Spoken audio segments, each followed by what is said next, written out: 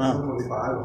الرجاله اللي هتسحب البنك الاهلي ان هي البطاقه ديت من اي ATM بنك اهلي، حضرتك هتدخل بطاقه تمام. بعد كده هتدخل اي رقم سري وتدوس استمرار عربي. حضرتك هيجي لك القائمه دي، هتختار خدمات اخرى. بعد كده هيجي لك القائمه دي، هتختار انشاء وتغيير رقم سري.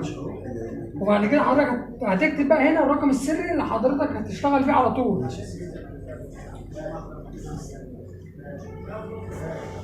هتعيد عليه كده تاني.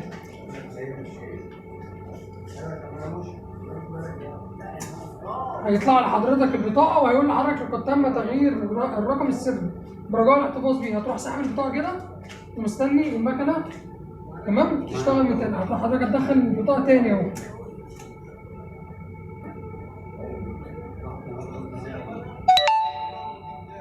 حضرتك بقى تكتب الرقم السري اللي هو ايه الاصل اللي انت دخلته، الرقم الاصلي اللي حضرتك دخلته اللي هتحتفظ بيه.